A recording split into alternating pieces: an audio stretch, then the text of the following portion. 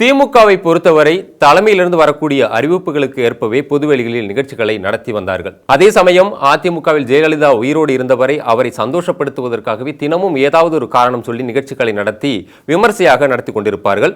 அதே போல திமுகவில் பார்த்தோம் என்றால் விவிஐபிகள், நிர்வாகிகள், தொண்டர்களை கொஞ்சமும் கண்டுகொள்ள மாட்டார்கள். ஆனால் ஜெயலலிதா உயிரோடு இருக்கும் வரை அதிமுகவின் தொண்டர்களுக்கு அதனுடைய நிர்வாகிகள் படுஜோராக கவனிப்புகளை எல்லாம் செய்து வந்தார்கள். இதனால் அவர்களும் உற்சாகமாக ஓடி ஆடி வேலை செய்து கொண்டிருந்தார்கள். இப்பொழுது திமுகவும் இந்த அதிமுகவினுடைய இந்த சிஸ்டத்தையே விரும்புகிறது, அதையே அமல்படுத்தவும் ஆரம்பித்திருக்கிறது.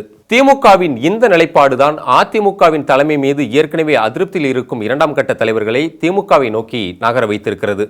அப்படி திமுகவிற்கு தாவும் அந்த தலைவர்களும் ஏற்கனவே அங்கிருக்கும் நிர்வாகிகளையும் தொண்டர்களையும் பலமாக விட்டமின் பாவால் கவனிப்பதால் அவர்களால் குறுகிய காலத்திலேயே மாவட்ட செயலாளர்கள், அமைச்சர்கள் என பதவிகளில் முன்னேற முடிகிறது. தற்போது இருக்கக்கூடிய திமுகவின் அரசிலேயே மந்திரி சபையை எடுத்துக்கொண்டால் பெரும்பாலானவர்கள் அதிமுகவை சேர்ந்தவர்கள் என்பது இதற்கு ஒரு உதாரணம்.